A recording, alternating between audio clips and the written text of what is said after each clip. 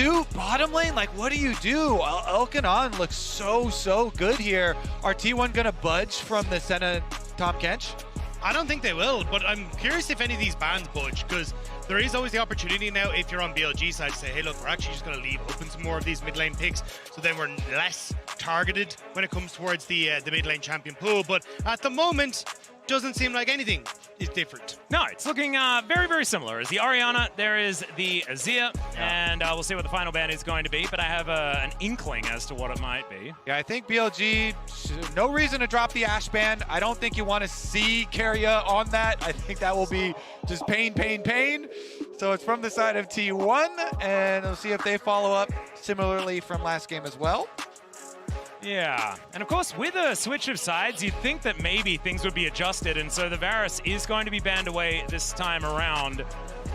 That Ashe... Not going to let it through, right? Yeah, I mean, okay, wow. so the Taliyah ban... Now it could be an Ashe first pick in theory. With the Varus banned away, I mean, you don't have as many of those matchups that you really like, but of course we know that Keria plays it with anything. But also on the opposite side, Oner have been more than happy to take something like the Caitlyn Lux into these double AD carry lanes, so maybe it is a little bit of a bait to see if they will go for the Ashe first pick. Looks like T1 are going to maybe go for it. Maybe. I mean, just maybe. Just look at the evolution of this series, though. And now we've got triple Faker bans here with putting so much pressure onto the GOAT's champion pool. Yeah. This guy has played 82 out of 168 available champions in League of Legends in professional play. But with the way that the series has gone, I actually agree with it. The Taliyah priority here overtaking. And T1, they opt for the Kalista side. Yeah, they actually, let the Ashe pass. Yeah, I actually really like still picking up the Kalista. It is a little bit harder to pick the Lucian into it, a little bit too much early game pressure, but it is now Elkin that are going to start off with this Senna. Could it be the Tom Kench picked alongside it? Because with a Nautilus now available, because that Varus took the spot of the Nautilus that has been permanently banned throughout this series, they could decide to take that one away, as Shun is playing with their hearts a little bit. He's having some fun. Just a couple of shout-outs there. And this is the best Senna lane. Yeah, I think this is a great opportunity as well to just shut down the Kalista. That point-and-click CC from the Nautilus is so good against that Kalista, but we'll have to see how it's going to start to pan out, because realistically, I think we're going to see the mid lane more than likely locked in for Faker. Could just go for the Corki, has been very strong, and has been something that he's fallen back to, as alongside the Renata, which is the other side of the good matchup into the Nautilus. Yeah, and this is something that Keria has found a lot of success on in the past, and the good old Kalista Renata has been very powerful. So they will lock that one in. We'll see whether it's going to be Faker's pick or whether it's just going to be a jungler for Oner. Try and round out this first round of picks. I wouldn't even mind some Maokai attention here from T1, because it just was so devastating from Shun in the last game. Maybe they want to have that power themselves. See where their minds are going to go as far as this final pick for our first round. Yeah, what is... I honestly want to grab some jungle. Okay, yeah, they grabbed the Xin. All right. They grabbed the Xin here for Oner. So much power in this champion.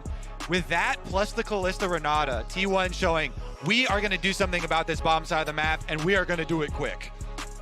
Is Shun going to do it? I mean, Knight is having a good old giggle right now, so I would imagine that this is just a bit of a hover. We've had a lot of hover shout-outs so far. But we also have already had an Italy, so I'm a little bit worried. I was going to say, I think you can take the Tristana here. Very strong, and it gives you the opportunity to try and play heavily through mid lane and get that push, which denies the opportunity for Xin Zhao to go for a lot of these invades, because we've seen over the course of the series how important that mid priority has been for both sides of the coin. And now with Knight going back towards the Tristana, it feels like you have a great setup for BLG when it comes to these team fights. So then T1 banned the Maokai, because you don't want to deal with that pairing Maokai, with the yeah. Tristana, kind of the classic. Going through other like AP junglers right now, I mean, the Nidalee is one, Karthus is one. We haven't seen a lot of the AP jungles. What about the Lilia? Yike did the Lilia. We saw that earlier, yeah. But I don't like the Lilia with that setup. No. But it was AP. That was the only thing that I really Maokai's for sure. And then maybe they split a ban toward like top lane or something. Maybe they just go for the Sejuani and the Zac, so you still get at least a little bit of that AP damage coming through from the Zac. Could be just enough to fill that hole, but more than likely you're going to see Zeus going towards something like the Cassandra on the opposite side, so it could be the angle here for Bin. We'll see. That is 5 Faker bans. Technically 6, because they banned the Ahri themselves. So Faker's going to have to dig a bit deep Of course, you have mentioned the amount of champions he's played professionally, but how many is he practiced on for this tournament right now? That is the question. We saw already that the Aurelion Soul didn't look all that great. As just the Nidalee's going to be locked in. Yeah, the other AP source. All right, Canyon did it. Everybody's allowed. Floodgates. Should also is one of the mega Nidalee players, so he is definitely allowed to do it. I'm very excited. I hope that he doesn't start out also with 2 deaths of invading for the Nidalee, and we can see the Nidalee once again. I'm a little bit nervous because I think it was at Worlds last year we hyped up just Nidalee, and then it fell apart a little bit. But the Akali coming through on the opposite side. Faker wants to go toe-to-toe against Knight. Oh, baby, this is a spicy draft from T1. I like the firepower that we are seeing in it already. And we're going to get top lane classic matchup. Yep, yeah, that's not exactly the most setup either. Rest of the map, though, is banging. Yeah. This is not too bad, although it is double AP as far as that top 2v2 is concerned. So K'Sante, a little bit more of that stable pickup. And we do know that Zeus very, very happy on the Zac. That was how they picked up their only win in this series thus far. Oh man, could this be the adaptation that T1 required as the K'Sante is indeed locked in? I was going to say, I'd be very surprised to see Rumble for Bin. Yes, we saw a little bit of Worlds. That was the first time he ever played it in his professional career, and has only played it a handful of times even this year and hasn't looked great on it. So instead, they're just going to go back towards the K'Sante. This is insane. Shun going to have to perform just like we saw from Canyon yesterday in the Nidalee, but are T1 ready for the Cougar in the jungle? I was kind of thinking that maybe Bin would go down the Renekton route, because Renekton Nidalee has been such incredible setup. It might have been that they saw the Zac and they're like, it's going to take us about 3 years to get through it, and we don't want to waste that kind of time. Yeah, that is not worth it. That would be a waste. I am so excited for this one. We get a Faker Akali. Remember coming to this patch for MSI, there was the 30 extra HP added. Hey, there we go. Tantalizing. Akali buffs, ridiculous. We'll see if Faker ever lives by that health margin. But let's get right into it, Dagda. I'm a little nervous because we saw Cream on the Akali yesterday, and once we got to the Mega Tanks later on, it was just kind of like, oh, Cream doesn't really get to play particularly much. So I think a huge amount of this is going to be on Faker, seeing if he can get on towards a much squishier backline in the likes of the Nidalee and that, but we'll have to keep our eyes on to see if he can find that early lead, those early skirmishes that propel Akali to unstoppable heights. Yeah, I know Guma loves the lethality Kalista, but maybe he goes on-hit Kalista this time around to be able to solve that K'Sante problem. We'll have to check some keystones as we make our way onto the Rift here. Do or die for T1, match point for BLG. Can move into that winners final here and keep themselves alive with an extra life here at MSI 2024. The other team going to be going down to face TL in the lower bracket.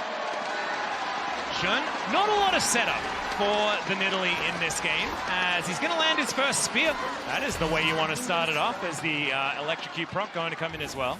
Target practice, set myself up. Alrighty. So it looks like standard lanes are going to be attempted. I love when the observers play those games. Yeah. Turn off the lights. Well, is it going to be Faker that is going to take the next one? And the answer is no. Able to sidestep that, at least for the moment. So 1 out of 3 thus far. I would like chat to keep a cumulative counter going for every spear that we see thrown. All right. Can I do it as well? Yeah. Can I be chat? That is your job and chat's job. All right. It's me and you, chat. It's chatless. We got to do this. Chatless. Got to keep that spear count going. I'm going to forget, so it's yeah, exactly. I think the chat is going to do a lot of the heavy lifting in the chat list combination. That's how it works in the LCK. I'm glad that it's here in the international stage as well. As Oner is going to find some friends as Elkanon move in to this top lane. Oner going to vacate the area immediately. Sweep out on that ward as well. Keria throwing some things around here as Shun getting started on the blue buff himself. And now Elk is just being frustrating. Smite going to be utilized here, is now Bin getting aggressive. Keria is wandering now back towards his teammates as the tiny little flash is going to at least stop that spear from landing. All right. Technically, the spear missed, but it was a really high-value spear that was going to hit, and then he had forced a flash. So I guess by the rules, we still have to count that towards a miss, but that was very high prio. Or maybe it still gets something, and so it's successful. Is now on an Elk going to put Zeus down to half health. Yeah, who wrote the rule book for our chatless game? Oh, no. I thought someone had looked at it. It wasn't me. It was chat. We'll just have to refer to chat. They'll let us know. Yeah, count it as a hit, I guess. He got the flash. Yeah. It was a successful spear. Yeah, there we go. It didn't hit, but it was a successful spear.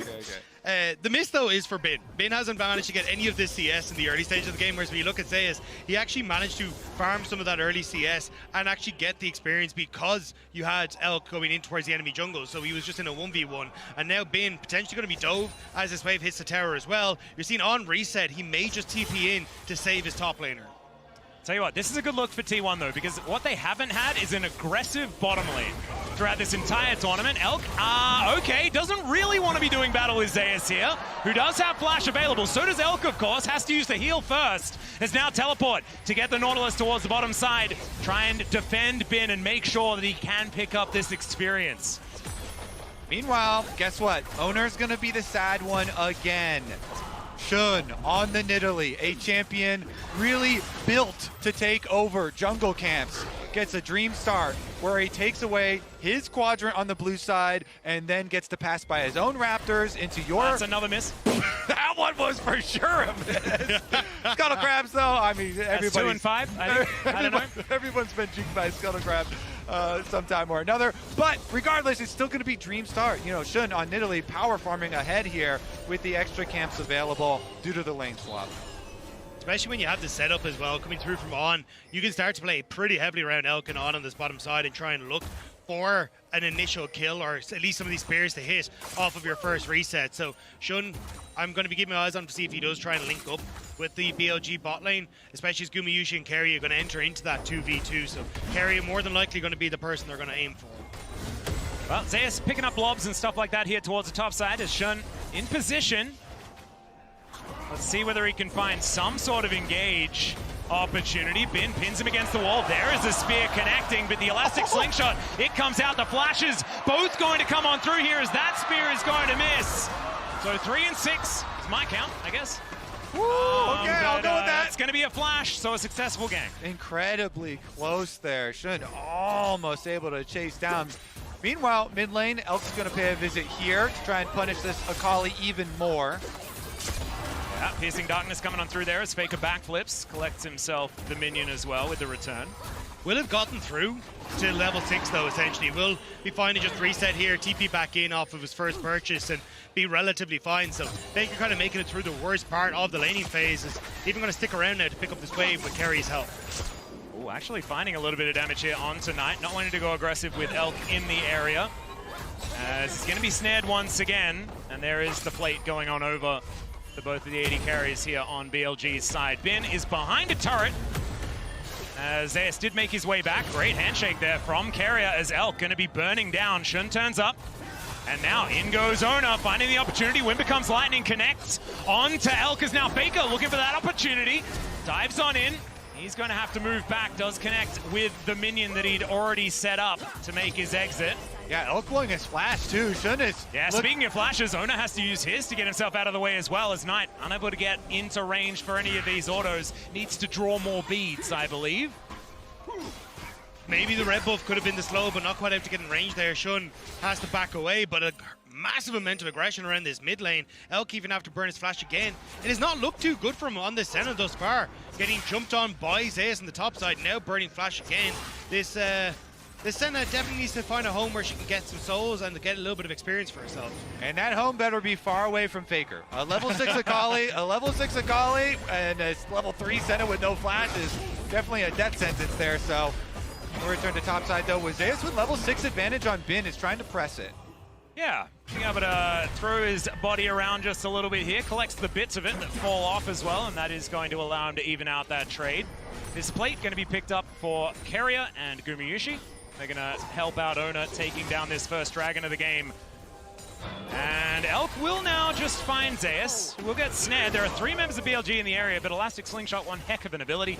That is going to mean just the grub's going to be taken here by BLG, but that is still a good prize. Yeah, not a lot of experience for Elk, but is getting a lot of souls. You know, roaming up there by the Void Grubs as well, getting those off of the back of Shun. So as long as the souls keep on stacking, Knight here with a little trade. Yep. Faker going to explode momentarily. There it is. Cannon, cannon. And he has come back to lane with an Aether Wisp now done. So a bit of extra movement speed. Pretty nice. Some brown bags and a book. As now on underneath this turret, not really able to stop Keria and Gumayusi from continuing to rain hell down on the crockery hidden inside these towers. I think that's the problem here as well, is that because you got Elk roaming around, you're not getting the experience. Yes, you're getting some souls, but you're kind of just giving Gumayusi and Keria what they want. It is an on-hit Kalista as well, so the longer she can kind of stay ahead of Bin and stay relevant is kind of where T1 are comfortable. Otherwise, Bin just becomes an absolute menace that no one can deal with. So I am curious as to if BLG are going to be able to find success with Elk at some stage, or if T1 kind of just get to keep pushing their leads through the laning phase.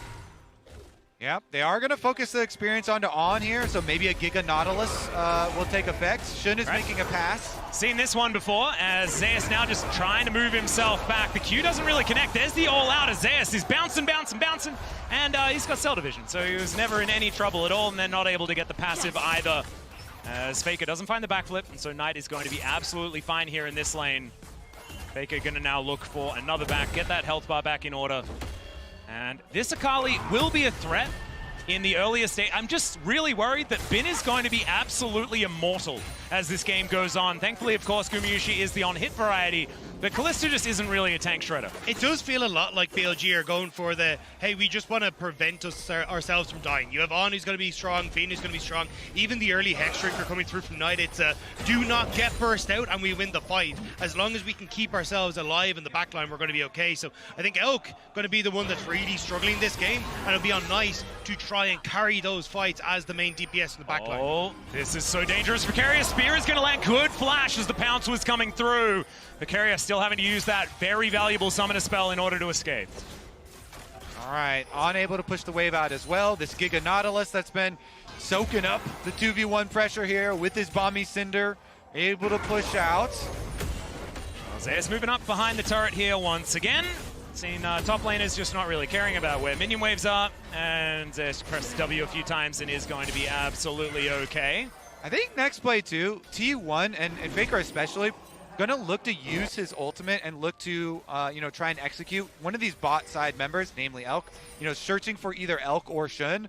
Because as you mentioned, the Hex Drinker rush from Knight makes that a lot more difficult.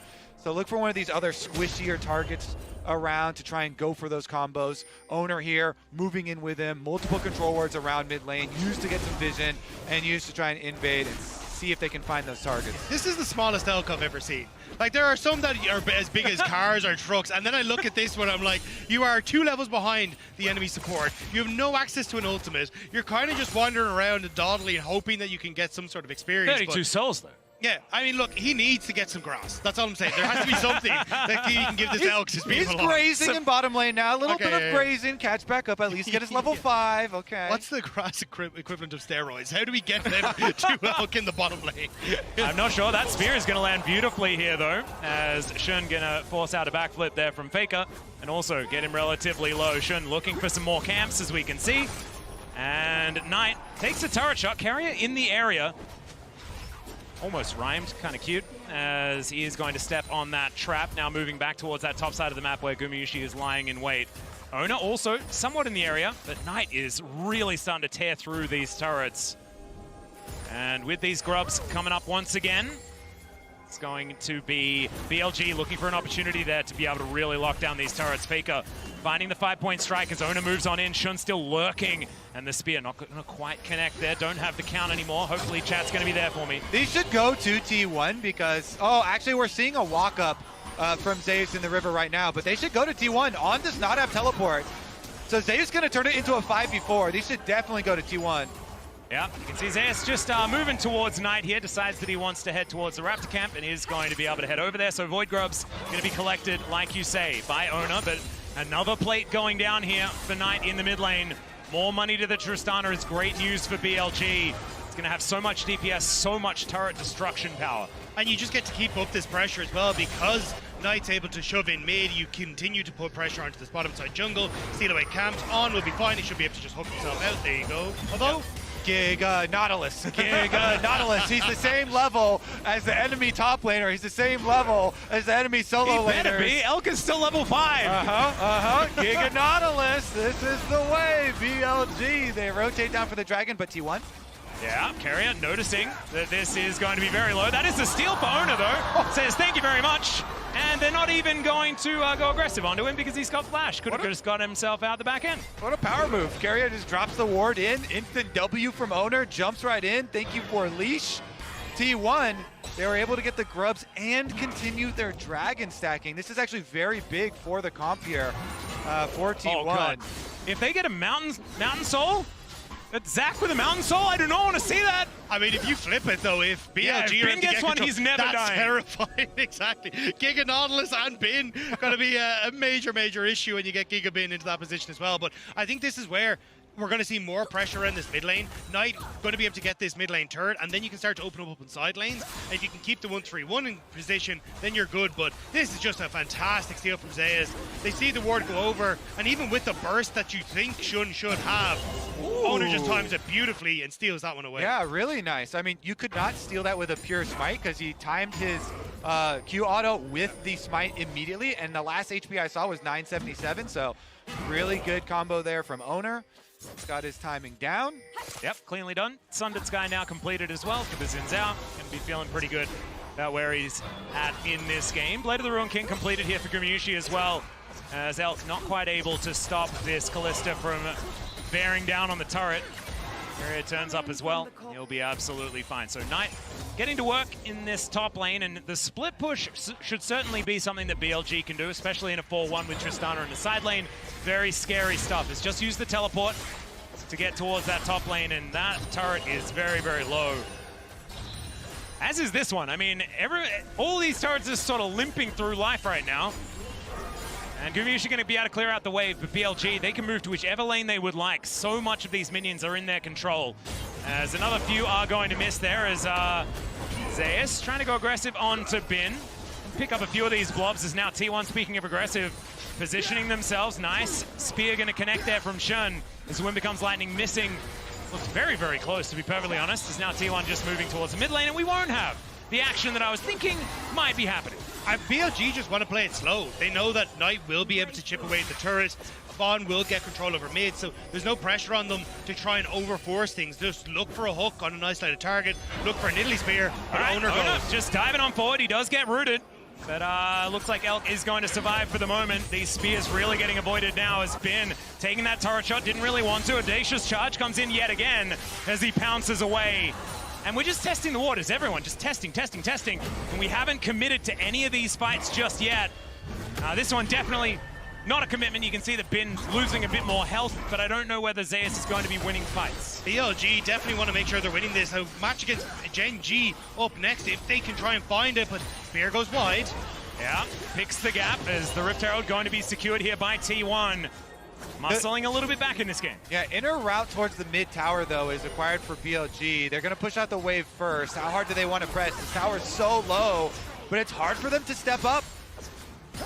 T1 defend. They keep barely this tower standing. We're not really getting the key abilities from BLG hitting, like the stun from Elk, the root coming through from On, like a hook, the setup for Shun. So a lot of it has just been tossing out these Nidalee Spears in the hopes that maybe they hit someone. And when they don't, T1 very quickly are moving forward, understanding that they are then in a position to try and take the fight against BLG. And with that, BLG have to play respectfully. And you can see in the MasterCard Lane Economy snapshot that Gumayusi, obviously a little bit of fake data because he is up against Elk, who's on the Senna, but he is still very strong. And if you can play around Gumayusi, T1 can try to blow up in this game. Yeah, we'll see too, because On has been able to rush the Frozen Heart on that Nautilus with all the extra money that he got kind of funneled into him. The Frozen Heart will be so effective if he can stay in range of Guma plus Oner, which shouldn't be too hard. They're both very short range champs that both rely on attack speed. And see how much they can kind of put a stop to that T1 DPS on this team. We haven't seen Faker yet, use his burst combo on this Akali with the Lichbane Rush, following here with the needlessly large rod on top of it. And already level 12 here with rank 2 in the ultimate. And we also haven't seen a kill so far this game. because Elk has been stealthy. He's been able to avoid Yeah. a lot of these kill angles. Done quite a good job there. And I'm feeling right at home. Like this is my sort of chess match League of Legends that I get This is used not to. my I love it. BLG though. BLG are supposed to be skirmishes, supposed to be fighters. They're not supposed to be like, Yes, we actually just autoed the ranged minion twice there, so then we could set up for a slightly slower push that would then accumulate right in time for Dragon, which is now spawned on the bottom side of the map. It is a mounted dragon, so T1 would like to procure that. But I agree with their reasoning why. They've got unlimited stacking Senna, and they've got Tristana stacking ranged as well with levels. Oh, the hook not landing. That could be a problem here as Oner's down to 50%. He's extraordinarily tanky. You mentioned Giga Nautilus. That is fitting the bill. Scoomer is going to be able to tear out those sticks. So we almost had some sort of theoretical death or kill, but it didn't happen. We had a turret death. So there you go. There we go. First turret blood. Turret death on the top side of the map as Knight is able to continue pushing on that Tristana.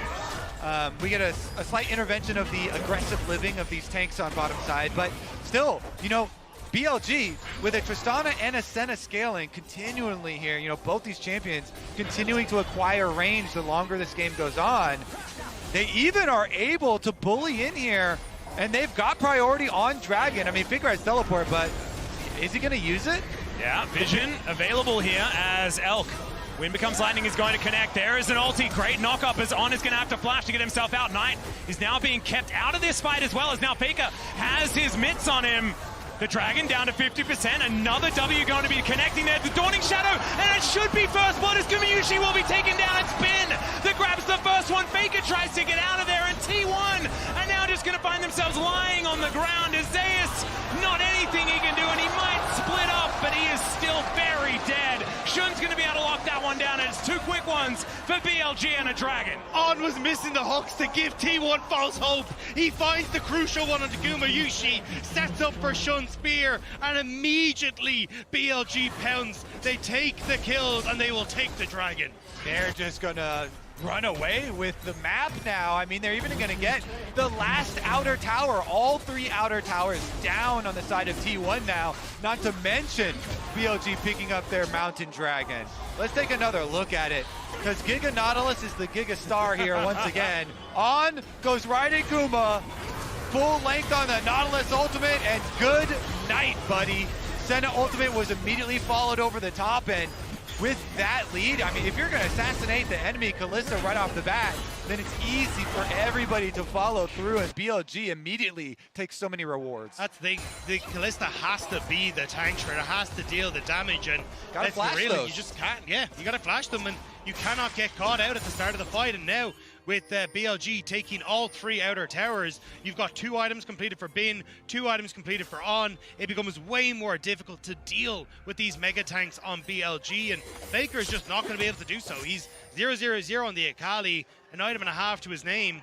There's little that you can do on T1 unless you can find isolated picks.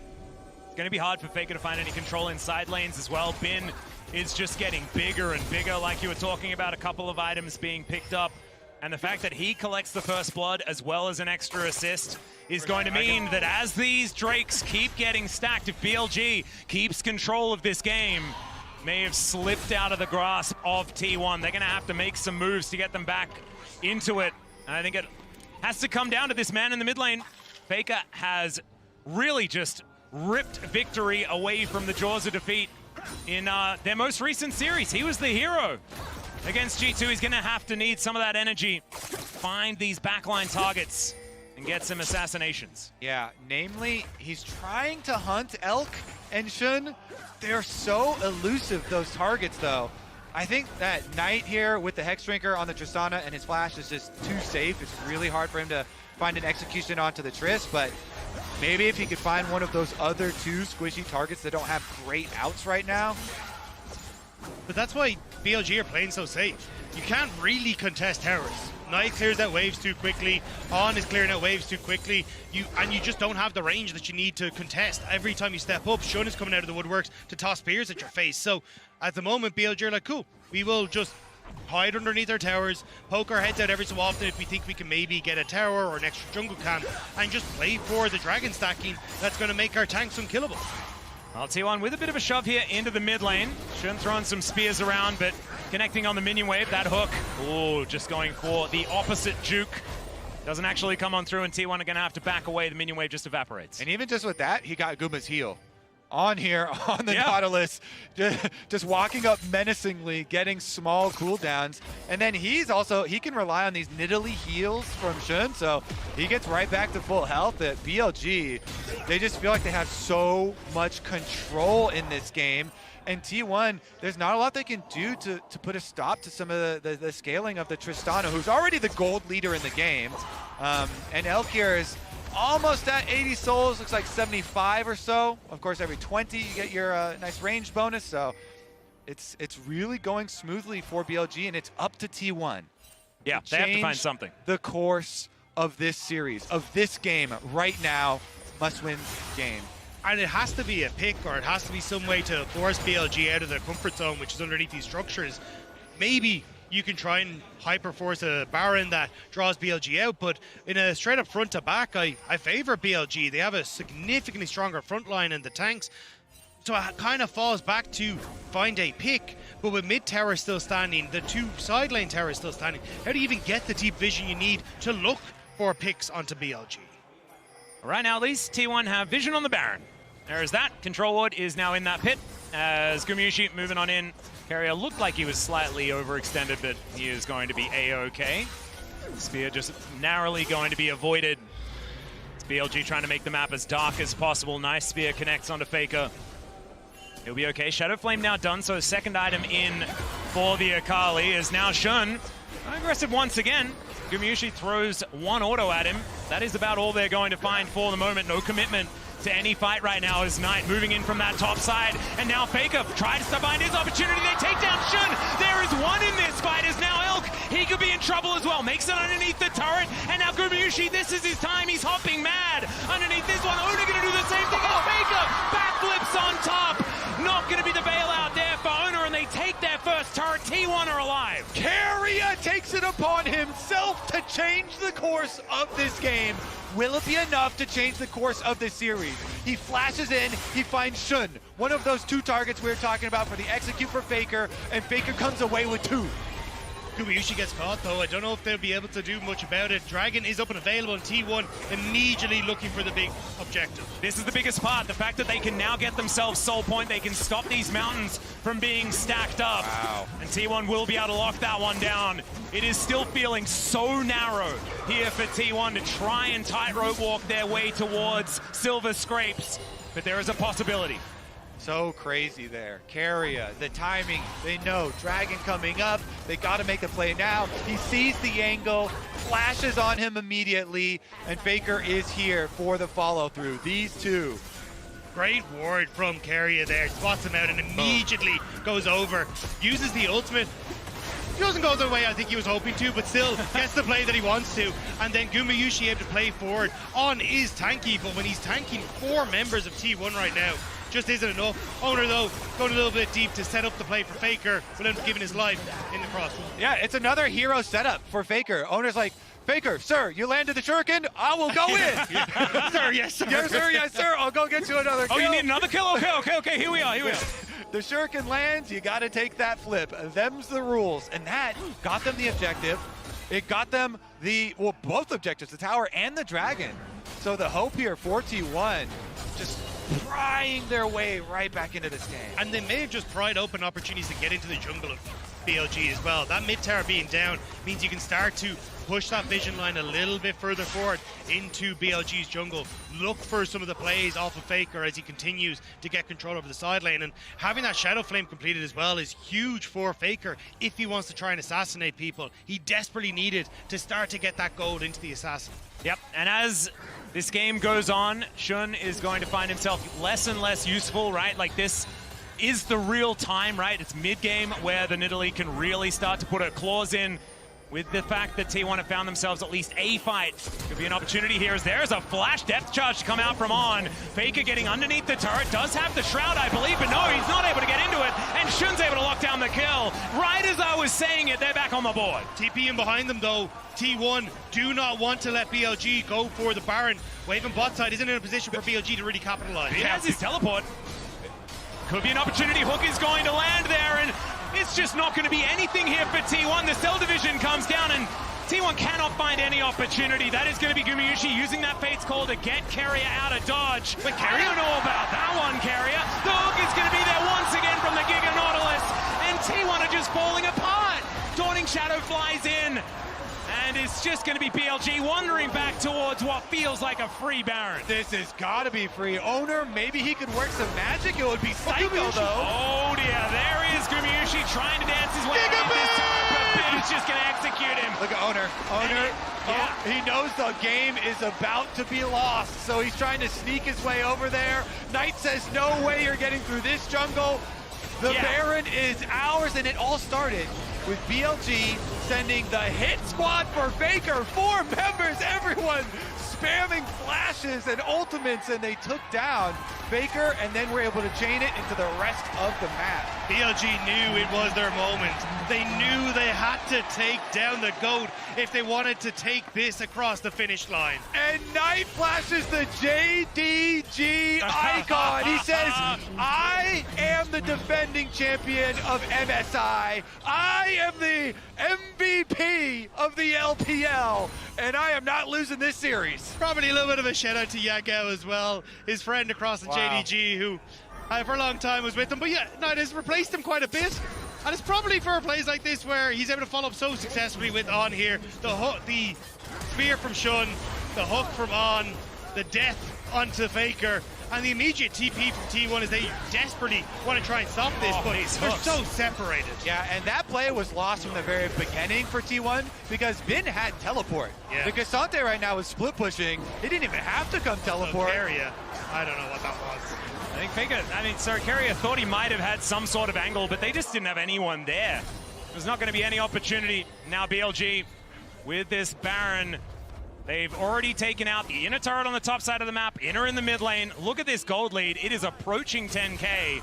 Well, I guess 7, so it's not necessarily that close, but it is pretty close. And it feels close enough, as T1 were already on the back foot in this game. They found that miraculous fight, and it felt like there was somewhat of a way back in. That door has been shut, and maybe on someone's toes as well, as they're going to go for it once again. On still hasn't taken a damage yet as he gets his hand shook. Elk just standing in the back line, keeping him healed up as Faker looks for the flank angle. Gets the backflip onto Shun, but Gumayusi not going to get bailed out of this one. Shun dives in. He's just going to execute Faker. The hostile takeover is going to come on through. We'll see whether that's going to be enough as Knight does go down. Shun's going to follow suit, but it looks like BLG will have the man advantage in the end. That's going to be the ace, and they might just be able to win the game right here, right now. BLG will take down the second seed of the LCK in what is an unbelievable performance from the first seed. And able to get their revenge from the World Championship, and the LPL just showing the LCK that this is their tournament. They do not lose at MSI, and there goes the Nexus. That is the match for BLG, and they'll be heading towards the winners final.